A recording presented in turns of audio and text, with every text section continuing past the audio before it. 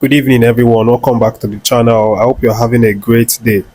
How was work? How was your day's activity? I hope everything went fine. Welcome back. Thank you guys for joining me again on this channel. If you're subscribed to the channel, I want to say a big thank you to you.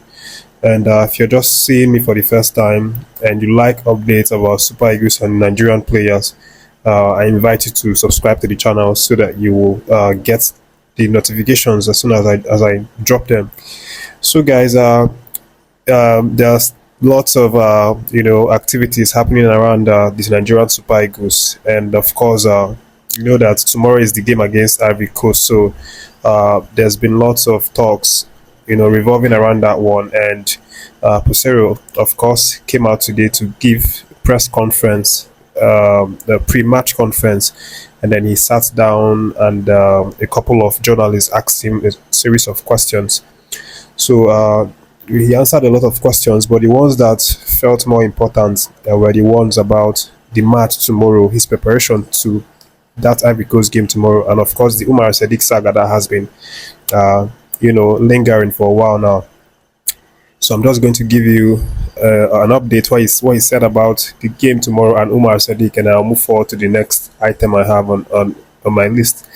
So Peseiro was actually asked about the Umar Sadiq saga, because of course, if you're following my videos, my previous videos, you would know that there was an issue, or there has been an issue with Umar Sadiq, and why he was released from the camp when he didn't have injury. So but that has been a subject of talks in the last couple of days, and Peseiro was also asked that what really happened, his own side of the story, what he knows about the situation.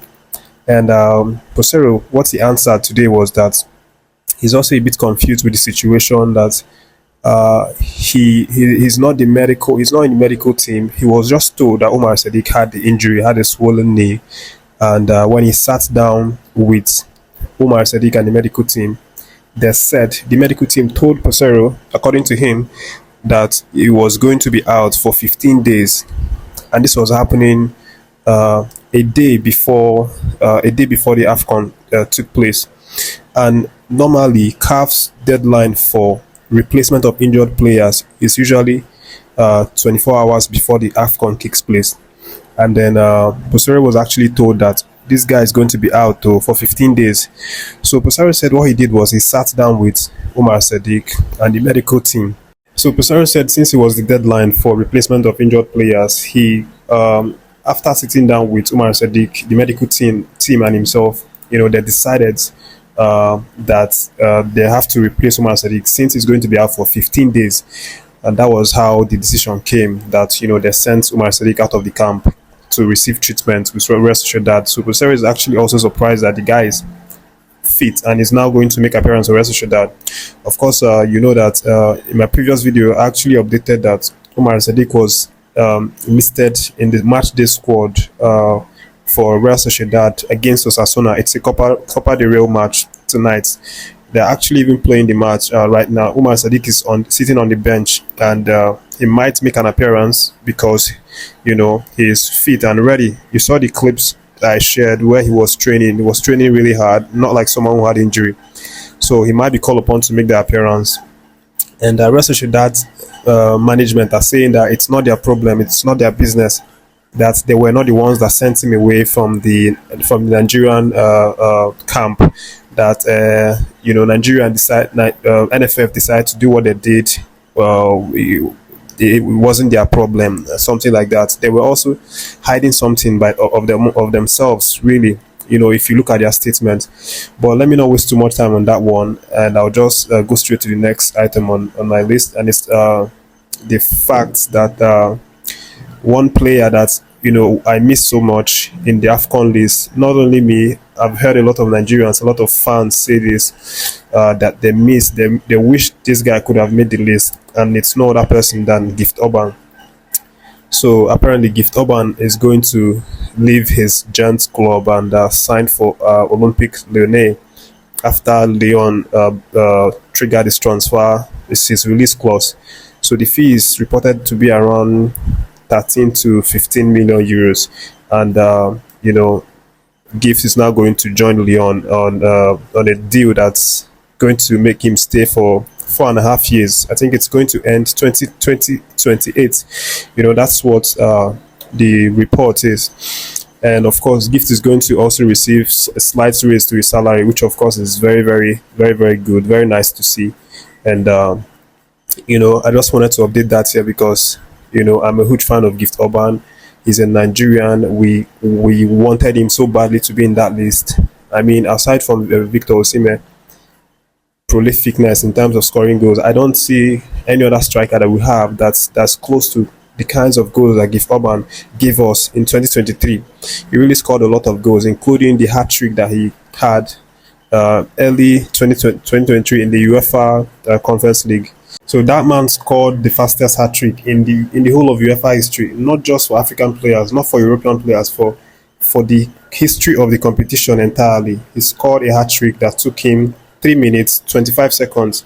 If you browse who's the fastest hat trick goal scorer in the UEFA history, you're definitely going to see Gift Orban, and that goes to show you the kind of caliber of a player that he is, And it's just so sad that we didn't see him make the AFCON list.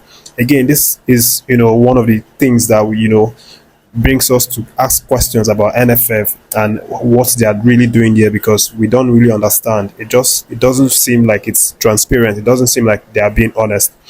But let me leave that one aside and give you the updates about Bright Osayi-Samuel. So there's good news about Bright Osayi-Samuel. Remember in my last video, I said I updated that he had a sickness.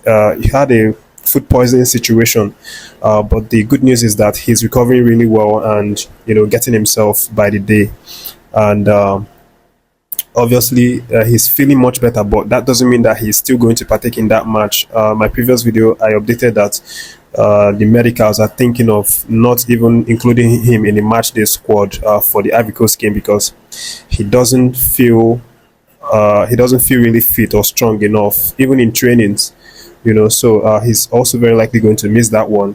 And on the community tab on this channel, I actually updated a few hours ago that Al Hassan Yusuf has been ruled out of the Ivory Coast game, and this is no cause for alarm whatsoever. It's just a precautionary measure, taken by Peseiro and the medical team. They want to rest the guy. They want to allow him ample time for him to recover fully from that thigh strain that he had. But of course, he went to scan, and the scan still hasn't been out as at this time that I'm recording the video. I'll keep close tabs on him and on all the other players as well. As soon as anything drops, I'll definitely let you guys know on this channel. So guys, that's the updates right now. And of course, Peseiro was also asked about the tomorrow game. He said that it's always going to be a difficult game. Ivory Coast is a very strong, solid, compact team that he expects it off to be even harder than the first match. But he also says that he believes in his boys. He believes in their strategy, the ability that each of them have. Also believe in the strategy that they are learning, they are studying in training, and he believes that tomorrow's game is going to be very positive for the Nigerian Super Eagles. That's the update, guys. Thank you for catching this one. I appreciate every single one of you who subscribe, and I also urge you to subscribe if you've not done so. Thank you for catching.